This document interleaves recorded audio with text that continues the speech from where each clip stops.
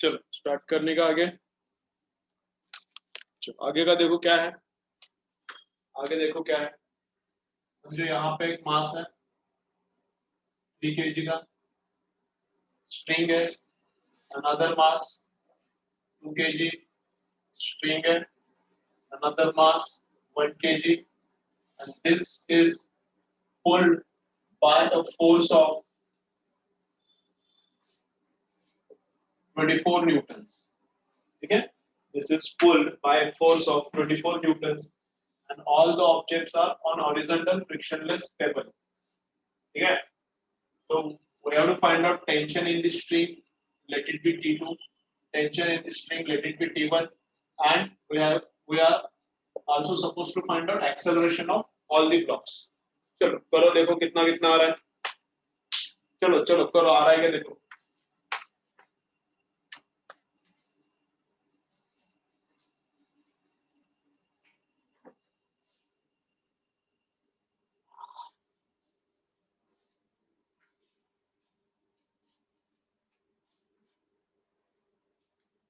चलो देखो आ रहा है क्या। सब बोल सब बोल, टेंशन विंशन सब बोल।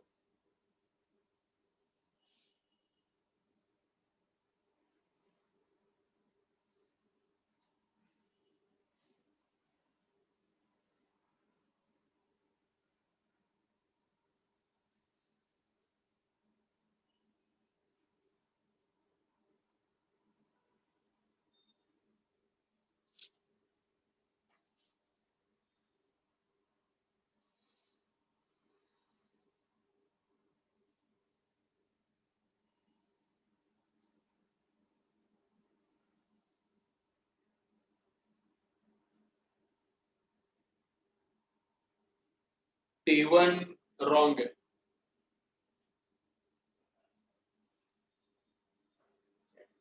T1 रॉन्ग है, बाकी सब करेक्ट है। चलो बाकी लोग बोलो कितना। चलो कुछ आ रहा है क्या, बाकी लोग बोलो बोलो बोलो बोलो।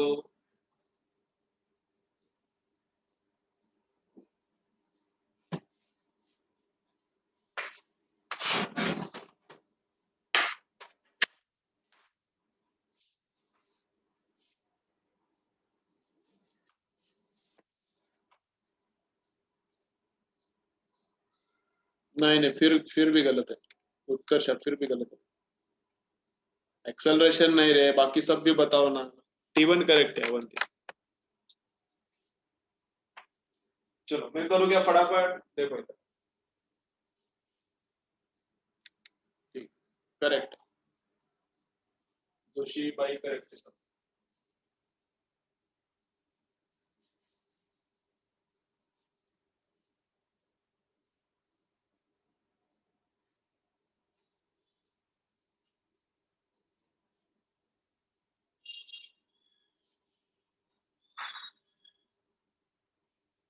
ठीक है, अच्छा अच्छा।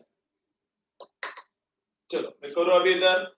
देखो पहले ट्रिक से करता हूँ। चलो मैं पहले ट्रिक से करता हूँ, फिर इक्वेशंस भी इंपॉर्टेंट है। ओनली ट्रिक से मत करो, मैं जैसा बताया वो ट्रिक से मत करो, इक्वेशंस भी इंपॉर्टेंट है, क्योंकि आगे जब कनेक्टेड बॉडीज बहुत सारा आएगा, पुली वगैरह आएगा, तो इक्वेशन ही बहुत देर तक काम करने वाला है। तो देखो क्या है, तो पहले एक्सेलरेशन निकालेंगे। देखो रे सब लोग देखो, first we will find out acceleration. So total force is 24, total force is 24 and total mass is how much? 3 plus 2 plus 1, 3 plus 2 5, 5 plus 1 तो total mass is 6, तो force divided by 6, तो acceleration तो पक्का 4 आ रहा है, सबको आ रहा है, वो तो सिंपल है। F divided by total mass, ये बीच वाला टेंशन लेने का जरूरत नहीं रहता, फिर इसको मास नहीं है, इसको भी मास नहीं है, तो टोटल फोर्स अपॉन सबको मिलके मैं सिस्टम पकड़ता हूँ टोटल मास, तो 24 अपॉन ये 6, तो एक्सेलरेशन आता है 4। ठीक, तो हर एक ऑब्जेक्ट का एक्सेलरेशन 4 है। ओके, तो इधर से 24 लगाया, अभी उसमें पीछे से लग रहा था, अभी इधर से लगा है, तो इसको जितना चाहिए लेगा, बाकी इसको देगा, इसको जितना चाहिए लेगा, बाकी इधर देगा। तो इसको कितना चाहिए, इसको 4 एक्सेलरेशन से भागने के लिए इसको चाहिए कितना, 4 एक्सेलरेशन से भागने के लिए m इंटू ए, तो 1 इंटू 4 इसको चाहिए 4 न्यूटन, तो 24 में से 4 गया तो इधर 20 न्यूटन चाहिए। ये टेंशन 1 कितना है, फिर 20 न्यूटन है ना, इसको बस 4 ही लगेगा, 24 में से 4 यूज किया, बाकी सब इधर इसको दिया 20 न्यूटन। अब इसको कितना चाहिए, इसको कितना चाहिए, m इंटू ए, m इंटू ए, 4 इंटू 2, इसको 8 न्यूटन चाहिए, तो 20 में से 20 इसको मिला ना, इधर 20 आया इस स्ट्रिंग में, तो इस स्ट्रिंग में इसको दिया, तो ये 20 में से 8 यूज करता है, बाकी का 12 न्यूटन इधर आता है, तो ये 12 यूज करता है, तो 3 इंटू 4, 3 इंटू 4 बराबर 12 आ रहा है, तो सब करेक्ट है, ऐसा है।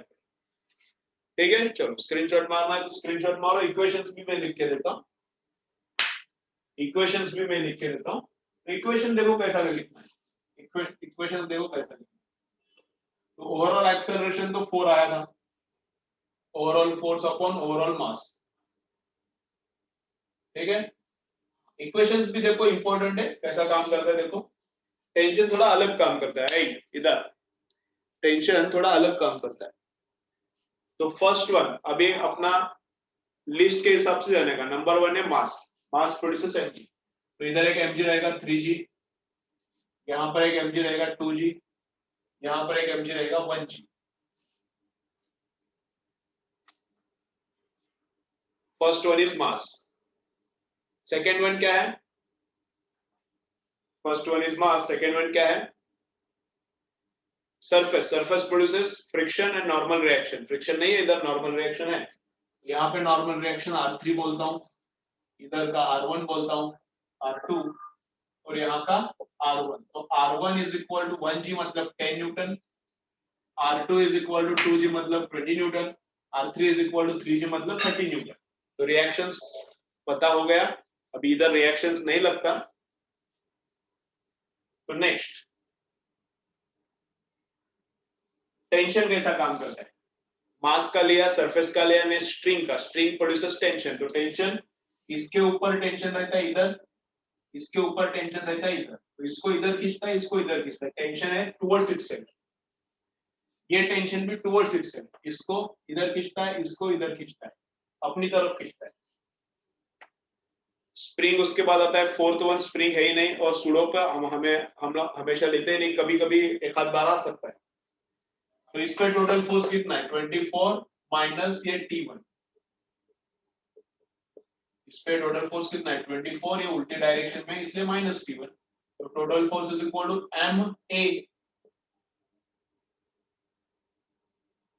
Total force is equal to MA, पहला इक्वेशन। एक्सेलरेशन इसमें डालोगे ये 4, तो T मिलता है, T मतलब है T1 है, इस पे टोटल फोर्स कितना है T1 माइनस T2, इसका total force T1 minus T2,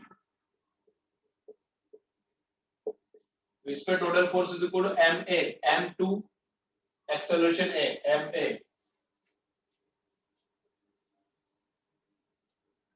इस पे total force T1 minus T2 is equal to MA, ठीक है। ओके, इसमें T1, इधर से T1 जो मिला इधर डालो, एक्सेलरेशन पहले से ही पता है, इधर डालो तो T2 मिलेगा, इसका इक्वेशन, इस पे टोटल फोर्स कितना इस डायरेक्शन में है T2, T2 इस पे टोटल फोर्स इस डायरेक्शन में कितना है T2 है, तो T2 is equal to MA, तो T2 is equal to M, इसका कितना है 3, तो तीन equations 1 2 and 3 equation unknowns solve हो सकता है। अभी ये 4 एक्सेलरेशन 4 यूज किया तो थोड़ा फास्ट काम हो जाएगा, इधर एक्सेलरेशन डालो T2 मिलता है, इधर डालो ऊपर T1 मिलता है। चलो मारो स्क्रीनशॉट, चलो नेक्स्ट टाइप का करेंगे अभी।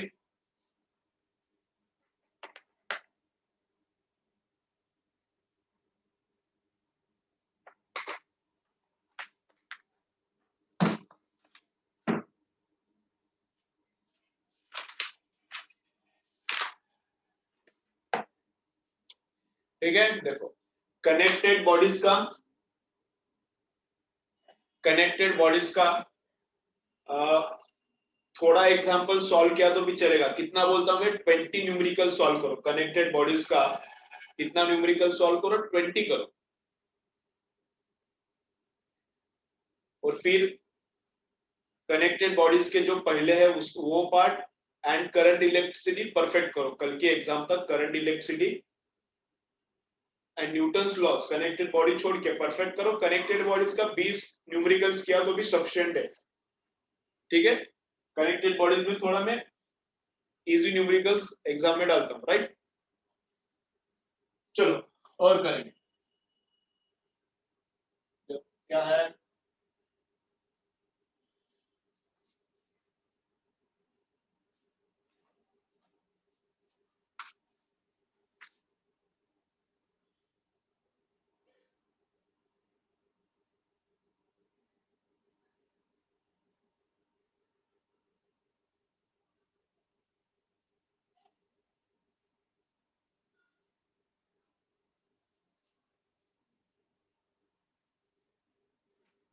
तो ये नीचे आएगा डाउनवर्ड डायरेक्शन में, तो इसका एक्सेलरेशन फाइंड आउट करना है।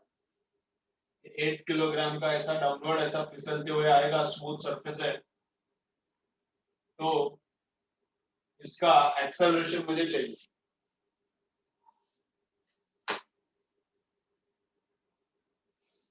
देखो बोलो तो कितना आएगा।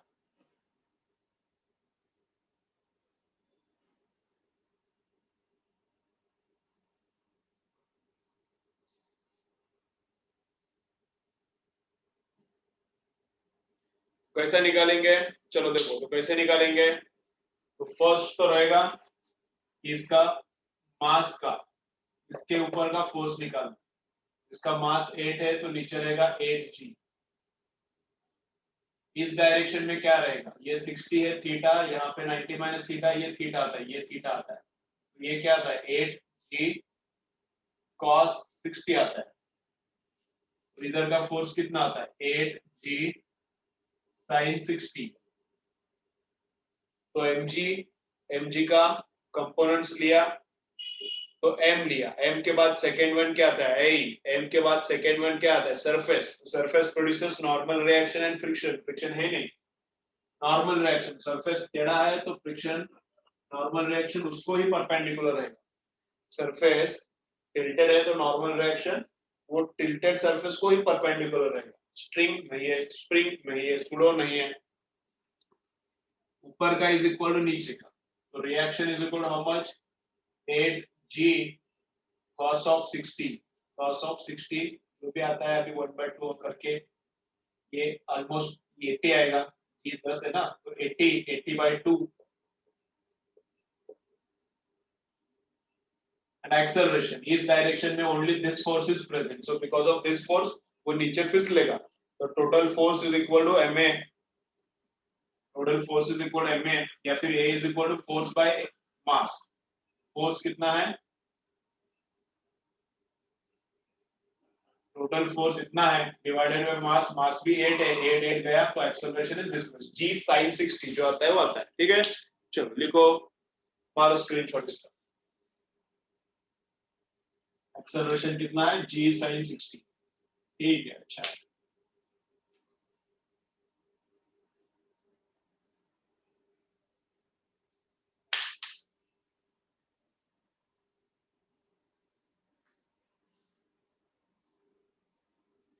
ठीक है, समझो ऐसा किया, समझो मैंने थोड़ा इसमें ट्रिक किया। क्या किया, इधर एक ऑब्जेक्ट लगा है 10 किलो का पीछे से, ये तो 8 किलो का था, फिर और एक 10 केजी का लगा है, फिर पीछे से 10 किलो का लगाया। क्या फर्क पड़ेगा, एक्सेलरेशन सेम रहेगा क्या चेंज होगा, क्या फर्क पड़ेगा बोलो। तुमको क्या लग रहा है एक्सेलरेशन क्या होगा, 10 किलो का पीछे से एक लगाया तो acceleration will increase decrease same. बोलो क्या है, विदाउट कैलकुलेशन, विदाउट कैलकुलेशन देख के बोलो, ये दोनों देख के हम लोग बोल सकते हैं acceleration will increase decrease same क्या होगा। गलत आता है तो आने दो, टेंशन नहीं लेने का, क्या है ठोक देने का। गलत आया तो बहुत ज्यादा टाइम तक याद रहता है, और सही आया तो सही आया, टेंशन नहीं लेने का। गलत आया तो बहुत ज्यादा टाइम तक याद रहता है। डिक्रीज क्या क्या आंसर है? डिक्रीज, इंक्रीज, सेम, सब टाइप्स का आंसर है।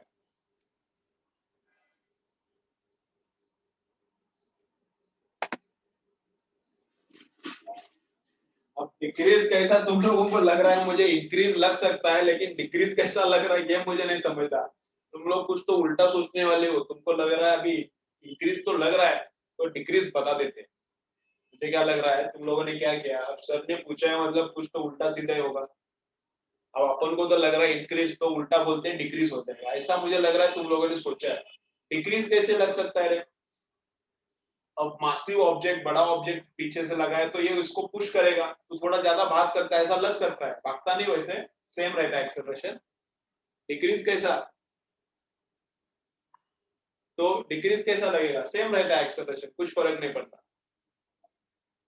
ठीक है, क्यों? देखो एक्सेलरेशन क्या है, एक्सेलरेशन क्या है, M g sine theta upon M. तो एम एम कैंसिल हुआ ना, तो एक्सेलरेशन जी साइन 60 है। इसका एक्सेलरेशन जी साइन 60, ये अकेला रहेगा तो इसका भी एक्सेलरेशन जी साइन 60 है ना। ये अकेला है, इसका जी साइन 60 निकाला। अगर ये 10 किलो का रहता अकेला, ये नहीं रहता, तो इसका भी एक्सेलरेशन जी साइन 60, तो इसका भी जी साइन 60, इसका भी जी साइन 60, तो दोनों एक साथ भागेंगे। ये इस पे फोर्स नहीं लगाएगा, वो उस पे नहीं लगाएगा, अपना अपना इंडिपेंडेंट भागेगा।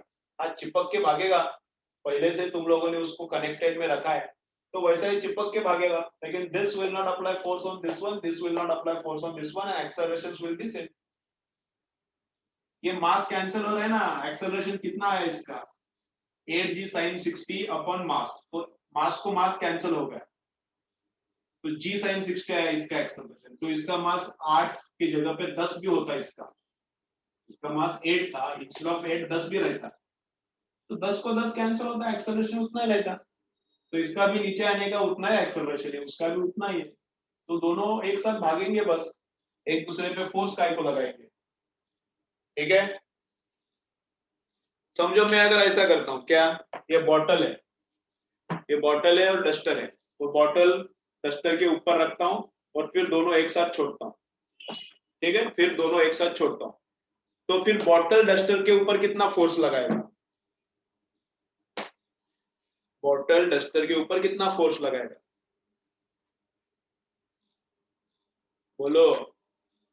अभी और एक बार मैं छोड़ूंगा नहीं, इस टाइम तो कैच कर पाया, आगे देखते देखते नेक्स्ट टाइम कैच नहीं कर पाया तो बॉटल फूट जाएगा। तो बॉटल डस्टर पे रखा और ऐसा छोड़ दिया, तो बॉटल डस्टर पे कितना फोर्स लगाएगा?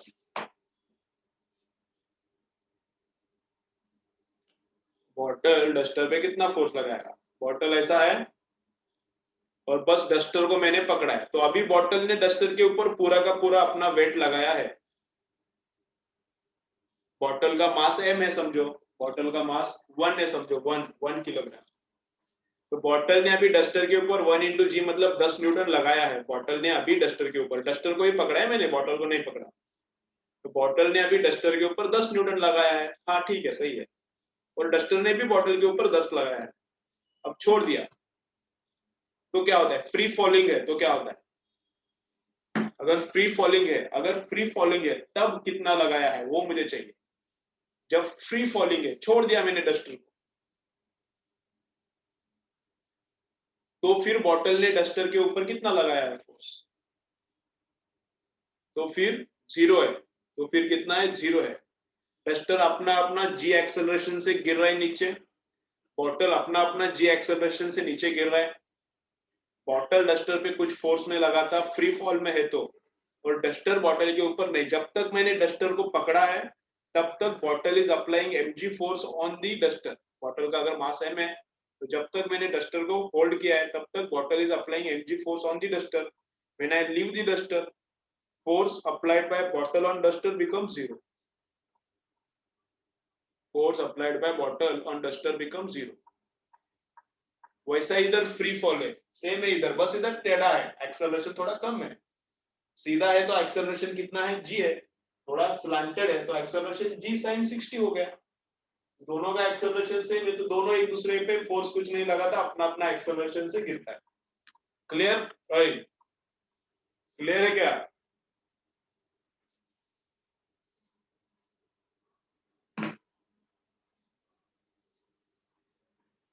ठीक है, चलो ओके।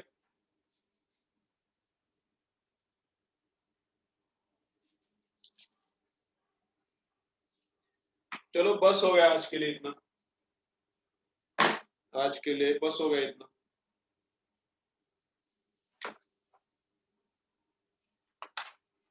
अब पुलिस का न्यूमेरिकल्स करेंगे नेक्स्ट लेक्चर, बस पुलिस का न्यूमेरिकल्स ही बचा है। ठीक है।